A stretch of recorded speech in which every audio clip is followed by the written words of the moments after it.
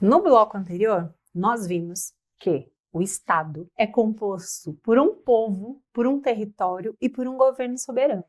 E vimos também que nós temos aí divisão de poderes dentro desse Estado, né? E quando a gente fala dessa divisão de poderes, essa divisão, né, cada um desses poderes vai exercer predominante uma atividade, que nós vamos chamar de atividade típica, função típica, mas também exercerá funções atípicas, né?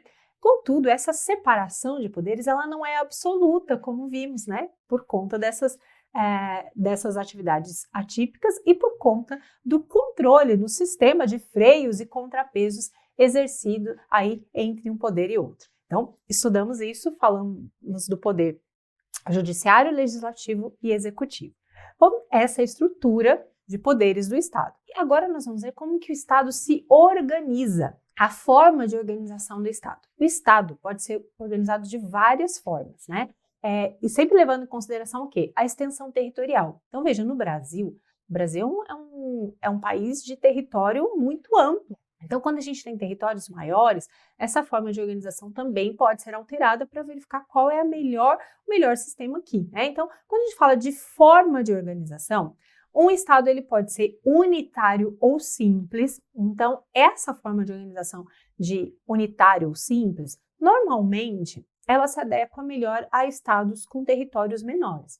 Isso não quer dizer que não tenhamos no mundo territórios grandes que sejam aí unitários, mas em regra, né, em territórios menores, a gente vai ter uma melhor adaptação. Por quê? Porque nessa forma de divisão, né, de estruturação na forma aí do Estado, nós vamos ter uma única fonte de direito. Então, o Estado unitário, né, todas as leis são leis que partem aí em âmbito nacional. Então, a gente não tem, por exemplo, como no Brasil, lei estadual, lei municipal. No Estado unitário, a gente só tem uma fonte legal, né? Então, todas as leis aí são em âmbito nacional e estendem-se por todo o seu território. No Brasil, você já percebeu que essa não é uma forma adotada, né? Por quê? Porque no Brasil nós temos várias fontes aí. E aí a gente dá uma olhadinha na letra, aqui deveria ser letra B, tá? Composto. É o Estado federado. Nossa forma de Estado no Brasil é Estado federado, onde nós temos vários estados que formam uma federação. Então, a gente vê Estado de São Paulo, Minas, Espírito Santo, formam todos uma federação. E existem várias fontes de direito. Então, a gente vai ter leis estaduais, leis municipais, né? Vamos ter aí leis federais, né? Temos aí leis que são em âmbito nacional. Então, a gente vai estudar isso aqui um pouquinho mais para frente, mas eu gostaria que você já memorizasse isso. Estado unitário, nós temos uma fonte de direito. Nos estados federados compostos, né, como é o caso do Brasil, nós temos várias fontes. Como que se organiza, então, o Brasil nesse sentido? Veja, o Brasil adota a forma federativa de estados. Então, a gente pode dizer que no Brasil a gente tem entes federativos. São chamados entes políticos, né? Então, quem são os entes políticos no Brasil? União, estados e municípios. Esses entes políticos, entes federativos, eles formam junto aí o que a gente vai chamar de República Federativa do Brasil. Então, a República Federativa do Brasil, ela é o conjunto formado aí pela União, os estados, Distrito Federal também, e os municípios, né? E atualmente a gente não tem aí os territórios. Os territórios não são considerados entes, né, não têm aí autonomia, mas estão dentro da estrutura administrativa aqui do Brasil. Então, olha, federação é uma forma de Estado. Então, guarde qual é a forma de Estado do Brasil? Federação. E aqui no Brasil não há direito à secessão. O que é isso? A Constituição, ela veda expressamente esse direito. Quer dizer que, por exemplo, nenhum Estado no Brasil pode falar o seguinte, olha, quer saber? Não estou gostando aqui da política no Brasil, vou me separar e vou formar aí um Estado, né, soberano, vou ter aí o meu povo, o meu território, o meu governo soberano. Veja, nenhum Estado no Brasil pode fazer isso. Você já deve ter ouvido falar de alguns movimentos separatistas no Brasil. Veja, isso é proibido pela Constituição. Então, em regra, nenhum Estado pode se separar do Brasil. É possível no Brasil que o Estado se separe em dois, né? A gente fala de incorporações, separações dentro do território, dentro da República Federativa do Brasil. Mas agora não pode um Estado sozinho sair e falar assim, não sou mais um Estado brasileiro. A Constituição veda expressamente esse direito de secessão. Então, o direito de secessão é o quê? O Estado, né, um ente federativo, querer se desmembrar e formar sozinho um novo Estado com povo, território e um governo soberano. Lembre-se, os estados não têm governo soberano no Brasil. Quem é soberano é a República Federativa do Brasil. Os entes federativos têm o que nós chamamos de autonomia. Então, veja, ó, entes federativos, eles têm autonomia. Quem tem soberania? A República Federativa do Brasil, que é o conjunto formado pelos entes federativos. Nesse mesmo sentido, até colocar aqui para vocês, olha, no regime federativo brasileiro não existe relação de hierarquia ou subordinação entre os diversos entes. Então, aqui, olha, entre a União, estados e municípios não tem hierarquia. Muito cuidado com isso, porque às vezes a gente acha que tem, né? A União, ela é superior aos estados. Não. Quando a gente fala em união, em entes federativos, união, estados e municípios, o que nós temos é uma distribuição de competências. Quando a gente estuda a Constituição, nós vamos ter no texto constitucional lá as competências atribuídas à União. Aí nós vamos ter as competências atribuídas aos estados, aos municípios, nós vamos ter aí, inclusive em relação também às atribuições legislativas de cada ente, o que a Constituição ela traz uma divisão, de matérias para cada um deles, mas não existe subordinação. Tanto é que uma lei estadual não vale mais que uma lei municipal, não é assim, mas cada uma delas deve estar tratando do tema que a Constituição trouxe como seu. Então, por exemplo, nós temos lá na Constituição, temas que são aí próprios do município. Então, o município vai tratar de um tema que é próprio dele. Imagine que o município está tratando corretamente, dentro dos limites da Constituição, traz uma lei municipal tratando daquele tema. Vem o governo do estado e quer tratar de um tema que a Constituição definiu como tema do município. Quem que está errado? A lei estadual. A lei estadual ela não é superior à lei municipal. Nós só temos o quê? Divisão de temas, de competências. Cada um, eu sempre costumo brincar, que é cada um no seu quadrado. Então, quando a Constituição traz um tema para o município, é o município que vai tratar. Nós não podemos ter essa invasão de competência. A própria União, a União não pode invadir a competência de um município, aquilo que é legislação local, tema local, o município que vai legislar. Obviamente que a legislação municipal, ela tem que estar nos limites da Constituição, da legislação atual, mas aquele tema é do município, aquele tema é do estado. Então, o que nós temos? Nós não temos hierarquia entre os entes da federação, nós temos repartição de competências, de atribuições, ok? Guarde bem isso. Por isso, uma lei federal, ela não é superior a uma lei estadual, não existe hierarquia, mas existe, então, a diferença dos temas a serem tratados por cada uma delas. Vamos lá, quando a gente fala de Estado, ainda falando da organização desse Estado, da forma, vimos que a forma de organização do Brasil, o Estado federado, dividido aí em vários entes federativos. Essa forma de Estado federado, ela pode acontecer de duas maneiras, ela pode nascer, então aqui olha, quando a gente fala da origem, cuidado, que aqui eu estou falando da origem, depois a gente vai falar de como ela se comporta depois, o movimento atual. Mas quando nasceu o Estado brasileiro, ele teve a sua origem de forma que nós chamamos de movimento centrífugo, enquanto, por exemplo, os Estados Unidos, o movimento centrípeto. O que é isso? Nos Estados Unidos, veja comigo, como que nasceu? Nós tínhamos estados soberanos, então, tanto é que nos Estados Unidos, acho que são 70 estados por aí, os estados, eles eram todos soberanos. E hoje em dia você vê que, por exemplo, quando a gente fala dos Estados Unidos, olha, pode pena de morte num estado, não pode no outro, não tem isso. Tem legislações diferentes em cada estado dentro dos Estados Unidos. Tem coisas que você pode fazer num estado e não pode fazer em outro. Por quê? Porque os Estados Unidos, no momento da sua origem, do seu federalismo, ele nasceu assim, eu tinha entes federados que tinham soberania e que se juntaram para formar o que a gente chama de Estados Unidos, até o nome, Estados Unidos, que se juntaram para formar aí uma só república. Veja, aqui, movimento centrípeto, olha, Eles estavam fora e vieram para dentro, ok?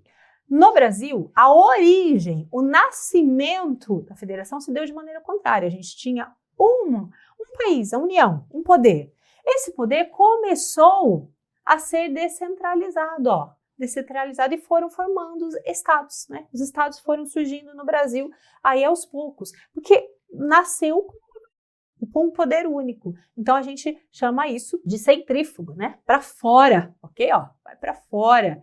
Então nasceu dessa forma. Então veja, a federação nos Estados Unidos nasce no movimento centrípeto, né? De fora para dentro, e no Brasil no movimento centrífugo. Tínhamos uma só unidade de poder e nós fomos, né? Fizemos esse movimento para fora. Agora, muita atenção para não confundir isso aqui, que isso é fogo. Isso eu falei para vocês em relação à origem, né? Em relação à origem é dessa forma que acontece. Agora, em relação ao movimento hoje, como se comporta, né, o Brasil e os Estados Unidos, aí nós vamos inverter. Hoje, o funcionamento, né, no Brasil é exatamente de movimento centrípeto. Ele nasceu de dentro para fora, mas hoje, qual é o movimento que o Brasil faz? Os estados, né? Cada estado, nós temos aqui, deixa eu ver se não apaga aqui, não apagou aqui. Os estados, hoje no Brasil, olha como eles se comportam. Todos eles vão convergir o quê? Para fortalecer a união. Nós temos, sim, entes autônomos, mas que fortalecem a união no Brasil, né? Nos Estados Unidos, o movimento hoje, veja, eles nasceram de forma centrípeta, mas o movimento do federalismo nos Estados Unidos é assim, cada estado tem a sua legislação, é um movimento, né, de dentro para fora, ok? Então, vamos sempre distinguir na origem e depois no movimento atual. Na origem, a Federação Brasileira nasceu de forma centrífuga, de dentro para fora. No seu funcionamento hoje, os estados trabalham de fora para dentro, fortalecendo a união, né? Hoje nós temos o quê? É uma legislação só. Quando a gente fala, né, temos várias fontes, sim, de direito, mas veja, a gente tem legislações, leis que são leis da União e que vão servir para o Brasil todo. Então, quando a gente pensa, por exemplo, em direito penal, né, no Brasil, nós temos um centro aqui, que é a União, que tem a competência de elaborar as leis ligadas aí ao direito penal. Então, no Brasil, crime de homicídio é crime de homicídio em todo o território nacional. Crime de furto em todo o território nacional. As penas são as mesmas no Brasil todo. Então, os estados, eles convergem todos aqui, né, para a União. Então, pena de morte não existe no Brasil inteiro. Pena perpétua não existe no Brasil inteiro, diferente dos Estados Unidos, onde nós temos aqui legislações diversas, né, podendo aí trazer temas diferentes, inclusive no direito penal, como vimos, certo? Então, na sua origem, Brasil, movimento centrífugo. No seu funcionamento atual, Brasil, movimento centrípeto, né? Vamos fortalecer a união, ok? Bom, não é fácil isso aqui não, mas guarde, decore assim, na origem, centrífugo, no movimento atual, centrípeto. Um pouquinho de física aí para nós, né? Vamos lá. Quem é da área de humanos, achou que ia fugir da física, veio a física aqui atrás de nós no direito administrativo. Natureza e fins. Vamos falar um pouquinho da natureza e fins do Estado. O Estado tem natureza de pessoa jurídica territorial. Já falamos sobre isso, né? Essa pessoa jurídica é uma pessoa. O Estado, ele é uma pessoa. Ele pode adquirir direitos, deveres, né? E é soberana. Então, a República Federativa do Brasil, o Estado brasileiro, ele é soberano. Reconhecido na ordem externa. Então, os outros estados sabem que nós somos uma república federativa e que somos soberana, né? Sua finalidade principal é o bem comum, é o interesse público. Então, a natureza é de pessoa jurídica territorial e a finalidade, os fins do Estado é sempre, né, aí o interesse comum, o bem comum. Vamos falar um pouquinho de governo? Então, a gente falou muito de Estado, agora para encerrar esse bloco a gente vai falar de governo. Quando a gente fala de governo, a gente vai, novamente eu vou citar aqui Eli Lopes Meireles, que traz para nós aí, né, definições aí que são utilizadas por toda a doutrina. O governo é a expressão política de comando. Então, enquanto o Estado é esse conjunto formado pelo povo, pelo território. E veja, governo soberano. Então, o governo soberano, ele está ali num dos itens do Estado. Então, o que é o governo? É a expressão política de comando, é a iniciativa, fixação dos objetivos do Estado. Então, o governo é quem vai comandar aí esse Estado, né? Então, aqui, olha, objetivos do Estado e a manutenção da ordem jurídica vigente. Então, o governo é que vai colocar ordem neste território, né? Aí com a participação do povo. Trata-se, portanto, de um conjunto de poderes e órgãos responsáveis pela função política do Estado. Lembre-se, falamos em governo, você vai lembrar da expressão política, né? Governo é expressão política dentro do Estado.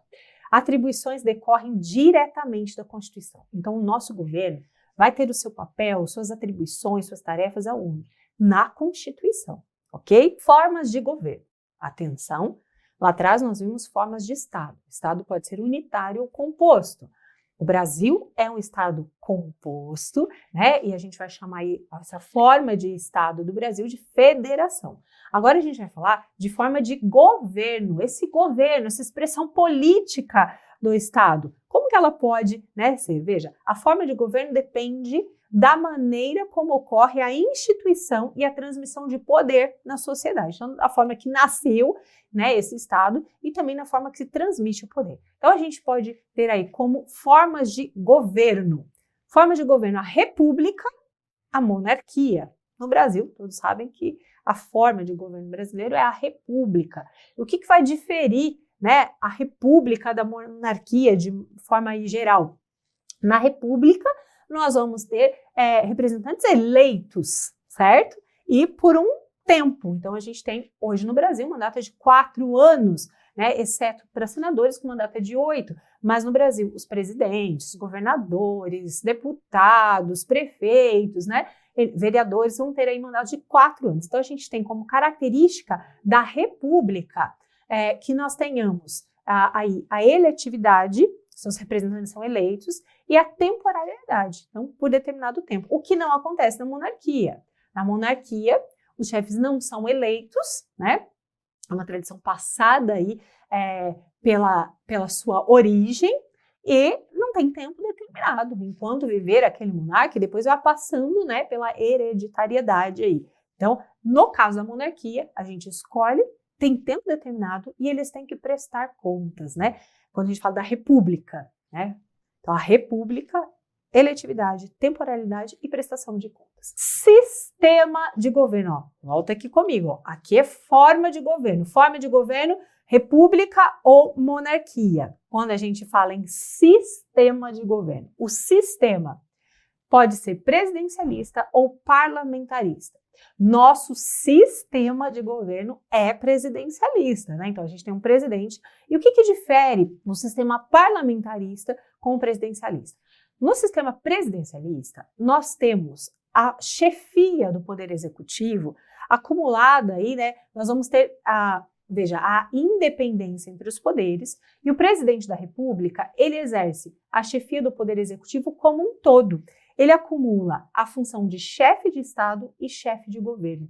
Então, no presidencialismo, nós temos uma pessoa que vai representar o Brasil externamente e que vai governar o país. Por isso que a gente fala que ele é chefe de Estado, porque ele nos representa no exterior, né? E ele também governa internamente. Então, no presidencialismo, o chefe do executivo ocupa esses 2 papéis. Ele é chefe de Estado e chefe de governo. No parlamentarismo, nós vamos ter essas 2 funções, chefe de Estado, né, essa questão da representatividade, inclusive no exterior,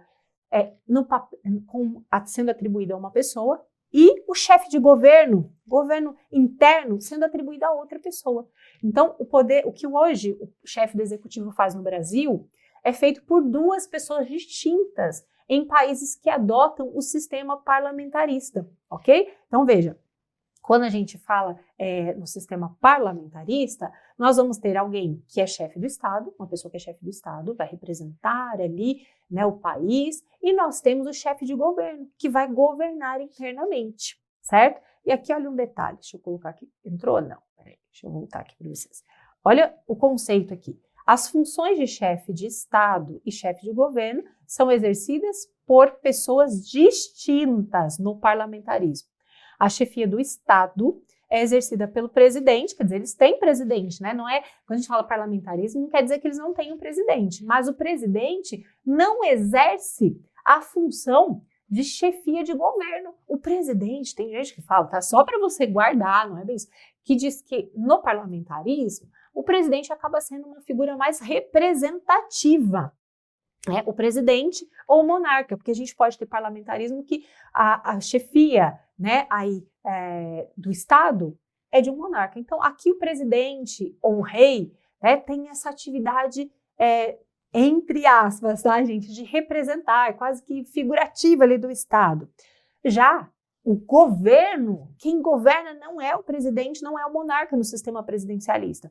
Quem governa é o primeiro-ministro, né, ou aí o conselho de ministro. Então, quando a gente olha na Inglaterra, né, a gente tem a rainha, né, tinha a rainha, agora tem o rei e temos aí o primeiro-ministro. Então, o rei, ele é aquela figura que representa o Estado, mas nós vamos ter um primeiro-ministro que governa, que vai cuidar das questões internas, ok? A mesma coisa, na França se tem um presidente, mas tem também aí o primeiro-ministro que faz esse governo. No Brasil, como o nosso sistema é presidencialista, nós temos essas duas atividades, de chefe de Estado e chefe de governo, em uma só pessoa, ok? Entendida a diferença dos dois? No próximo bloco, a gente vai falar de administração pública. Então, encerro aqui, né, a nossa questão de governo e Estado. Então, Estado, povo, território e governo soberano. Esse governo, né, ele pode ter formas